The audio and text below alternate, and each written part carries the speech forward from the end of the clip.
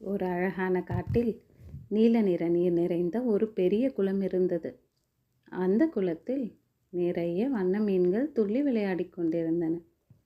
அந்த குளத்தின் கரையிலேயே ஒரு வெள்ளை நிற கொக்கும் வசித்து வந்தது. பார்ப்பதற்கு அந்த கொக்கு மிகவும் அமைதியாக தெரிந்தாலும் அது உண்மையில் மிகவும் தந்திரமானது. ஒரு நாள் அது குளக்கரையில் மிகவும் சோகமாக இருப்பது போல நடித்து கொண்டிருந்தது. குளத்தில் இருந்த மீன்கள் எல்லாம் கவலையுடன் கொக்கிடம் வந்து காரணம் கேட்டறிந்தன. அதற்கு அந்த தந்திர கொக்கு, நண்பர்களே, இந்த வருடம் மழை பெய்யாது, அதனால் இந்த குளம் விரைவில் வற்றி போகும் என்று ஒரு பொய்யை சொன்னது. இதை கேட்ட மீன்கள் பயந்து போய், எங்களை காப்பாற்றுங்கள், எங்களை காப்பாற்றுங்கள் என்று வேண்டிக் கொண்டன. கொக்கு மெல்ல சிரித்து கொண்டு, மலைக்கு பின்னால் ஒரு பெரிய ஏரி இருக்கிறது, நான் உங்களை ஒவ்வொருவராக அங்கு கொண்டு போய் விடுகிறேன் என்று ஆசை காட்டியது. பாவம் அந்த மீன்கள் கொக்கை நம்பி ஒவ்வொன்றாக கூடையில் ஏறிக்கொண்டன.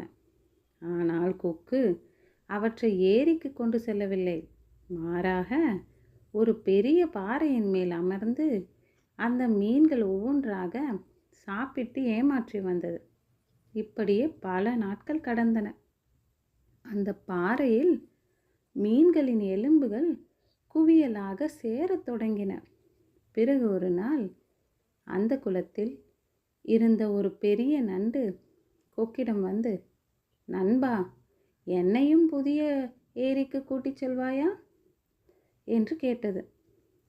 கொக்கும் சம்மதித்து நண்டை தன் கழுத்தில் அமர வைத்து கொண்டு பறந்தது. மலைப்பாறைக்கு அருகில் சென்றபோது கீழே மீன்களின் எலும்புகள் கிடப்பதைக் கண்டு நண்டு அதிர்ச்சி அடைந்தது. கொக்கு தன்னையும் ஏமாற்றி சாப்பிடப் போவதை நண்டு சட்டென்று புரிந்து கொண்டது. ஆனால் நண்டு பயப்படவில்லை.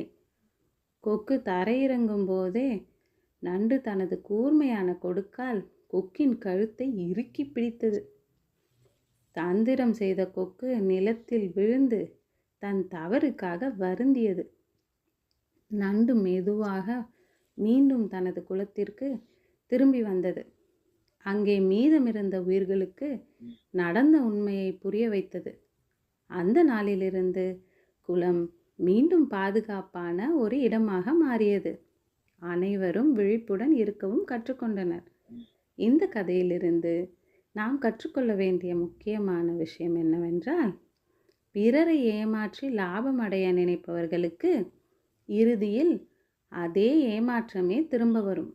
மேலும் ஆபத்து வந்தாலும் பயப்படாமல் அமைதியாக யோசித்தால் புத்திசாலித்தனமே நம்மை காப்பாற்றும் என்ற உண்மையை இந்த கதை நமக்கு நினைவூட்டுகிறது.